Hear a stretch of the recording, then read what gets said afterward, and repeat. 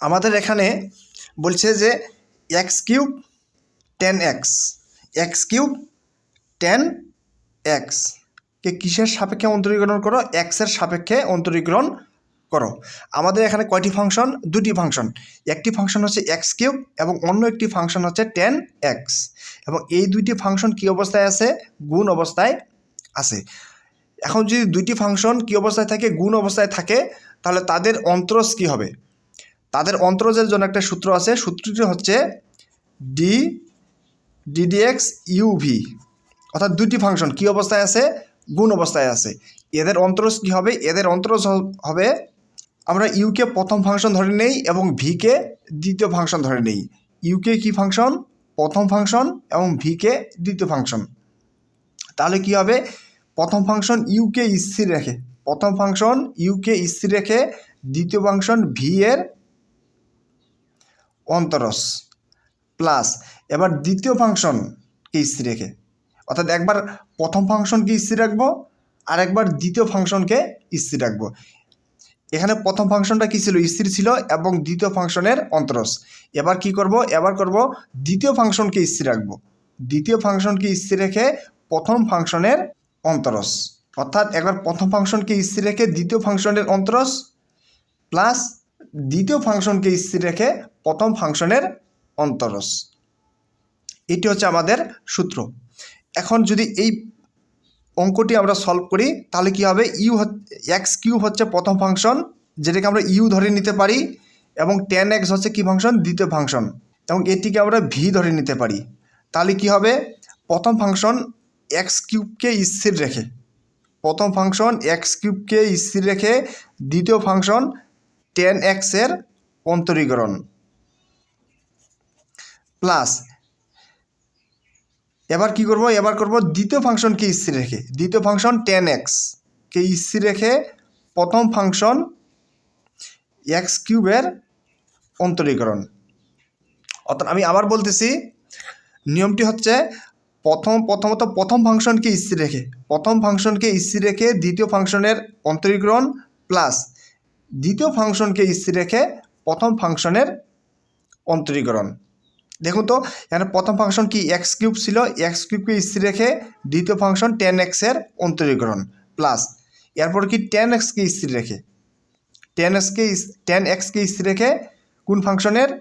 প্রথম function x কিউবের অন্তরীকরণ। Just এখন সলভ অন্তরীকরণ করলেই হয়ে যাবে। এক্স কিউব আমরা কি জানি? 10x এর অন্তরীকরণ কি হয়? 10x এর অন্তরীকরণ হচ্ছে সেক স্কোয়ার এক্স। 10x এর অন্তরীকরণ কি? 10x এর অন্তরীকরণ হচ্ছে sec square x plus 10x থেকে গেল। এখানে এক্স কিউবের অন্তরীকরণ কি হয়? আমরা একটা সূত্র জানি যে ddx এক্স পাওয়ার এন কি হয়? পাওয়ার এন, এক্সের উপরে পাওয়ার কি আছে? এন আছে, এন সামনে আসবে এবং এক্সের উপর থেকে এক পাওয়ার কম হবে, অর্থাৎ এক্সের উপর থেকে এক পাওয়ার মাইনাস হবে। উপরে কত আছে? এন, তাহলে কি হবে? N minus 1। আর এখানে আমাদের কি আছে? প্রশ্নে আছে ddx এক্স কিউব, অর্থাৎ এক্সের উপরে পাওয়ার 3 আছে, এটি সামনে আসবে এক্স এবং উপর থেকে এক পাওয়ার কম হবে, অর্থাৎ 3 মাইনাস 1, 3 মাইনাস 1 কত? 2, অর্থাৎ এখানে কত হবে? 3x square. আমরা আরও একটি অঙ্ক সলভ করতে পারি, সেটি হচ্ছে সাইন এক্স কজ এক্স। অর্থাৎ এখানেও আমাদের কয়টি ফাংশন? দুইটি ফাংশন। একটি ফাংশন হচ্ছে সাইন এক্স এবং অন্য একটি ফাংশন হচ্ছে কজ এক্স, এবং এই দুইটি ফাংশন কী অবস্থায় আছে? গুণ অবস্থায় আছে। যেহেতু গুণ অবস্থায় আছে তাহলে সূত্রটা কি? সূত্রটা হচ্ছে প্রথম ফাংশনকে স্থির রেখে দ্বিতীয় ফাংশনের অন্তরীকরণ, প্রথম ফাংশনকে স্থির রেখে দ্বিতীয় ফাংশনের অন্তরীকরণ প্লাস দ্বিতীয় ফাংশনকে স্থির রেখে প্রথম ফাংশনের অন্তরীকরণ। তাহলে প্রথম ফাংশন সাইন এক্সকে স্থির রেখে দ্বিতীয় ফাংশন কজ এক্সের অন্তরীকরণ প্লাস এবার কজ এক্সকে স্থির রেখে প্রথম ফাংশন সাইন এক্সের অন্তরীকরণ। অর্থাৎ এগুলো হচ্ছে ভাইস ভার্সা হচ্ছে একবার প্রথম ফাংশনকে স্থির রেখে দ্বিতীয় ফাংশনের অন্তরীকরণ প্লাস এখানে যে আমরা দ্বিতীয় ফাংশনকে অন্তরীকরণ করলাম সেটিকে আবার স্থির রাখবো। স্থির রেখে কাকে অন্তরীকরণ করব? এই যে প্রথম অবস্থায় যেটি কী ছিল, স্থির ছিল। তাহলে কি হয়, সাইন এক্স, আমরা কি জানি কজ এক্সের অন্তরীকরণ কী হবে? কজ এক্সের অন্তরীকরণ হচ্ছে মাইনাস সাইন এক্স। কজ এক্সের অন্তরীকরণ হচ্ছে minus sine x plus cos x, এবং সাইন এক্সের অন্তরীকরণ কি? সাইন এক্সের অন্তরীকরণ হচ্ছে কজ এক্স। তাহলে কি হয়, মাইনাস সাইন সাইন কি sine square x plus cos কস কজ স্কোয়ার এক্স, অর্থাৎ আমরা লিখতে পারি cos square x minus cos square x minus sine square x.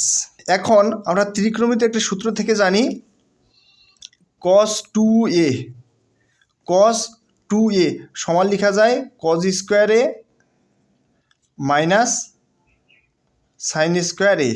কস 2a সমান আমরা লিখতে পারি কজ স্কোয়ার এ মাইনাস সাইন স্কোয়ার এ, অর্থাৎ কজ স্কোয়ার এ মাইনাস সাইন স্কোয়ার এ সমান লেখা যাবে কস 2a। এখানে কি আছে, cos square x minus sine square x সমান কি লেখা যাবে, কস 2a, কস 2a, অর্থাৎ কস 2a, এ বলতে কত, এক্স। এবং আরেকটি প্রশ্ন যদি আমরা লক্ষ্য করি, 3√x সাইন এক্স, এই ফাংশনটির যদি আমরা কি করি, অন্তরীকরণ করা হয়। এখানে কয়টি ফাংশন আছে? দুইটি ফাংশন, একটা হচ্ছে 3√x, একটি হচ্ছে সাইন এক্স, অর্থাৎ দুইটি ফাংশনের গুণফল। দুইটি ফাংশনের গুণফলের অন্তরজ কী হবে? প্রথমত প্রথম ফাংশনকে স্থির রেখে দ্বিতীয় ফাংশন সাইন এক্সের অন্তরীকরণ প্লাস দ্বিতীয় ফাংশন সাইন এক্সকে স্থির রেখে প্রথম ফাংশন 3√x এর অন্তরীকরণ, অর্থাৎ একবার প্রথম ফাংশনকে স্থির রেখে দ্বিতীয় ফাংশনের অন্তরীকরণ প্লাস দ্বিতীয় ফাংশনকে স্থির রেখে প্রথম ফাংশনের অন্তরীকরণ। এখানে কি থাকে, √3x, এখানে কি আছে, সাইন এক্স।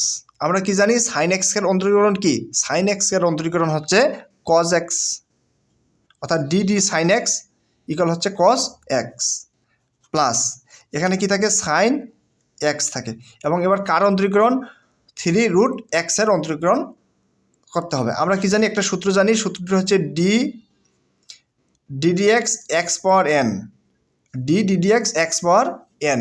কি হয়, উপর থেকে যে উপরে এক্সের উপরে যে পাওয়ার n থাকে সেটি সামনে আসবে এবং এক্সের উপর থেকে 1 পাওয়ার কম হবে, এক্সের উপর থেকে 1 পাওয়ার কম, অর্থাৎ n আছে কি হবে, n-1। তাহলে এখানে আমাদের কি আছে, ddx। এখন কোনো সংখ্যার উপরে যদি n√x থাকে তাহলে আমরা কি লিখতে পারি, x পাওয়ার 1 বাই কত, n, x power 1 by n।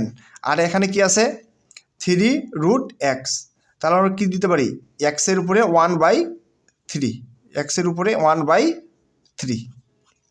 আর আমাদের সূত্রটি কি, আমাদের সূত্রটি হচ্ছে ddx x পাওয়ার n, অর্থাৎ পাওয়ার n সামনে আসবে।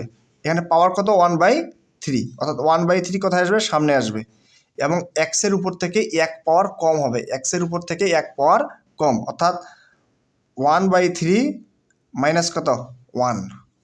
তাহলে কি লেখা যায়, 1/3 এক্স পাওয়ার, এখানে যদি লসাগু করি 3, তাহলে 1 মাইনাস 3 একে 3, তাহলে কি হয়, 1/3 এক্স পাওয়ার কত লেখা যাবে, -2/3, অর্থাৎ এই ফাংশনের অন্তরীকরণ হচ্ছে 1/3 এক্সের উপর -2/3।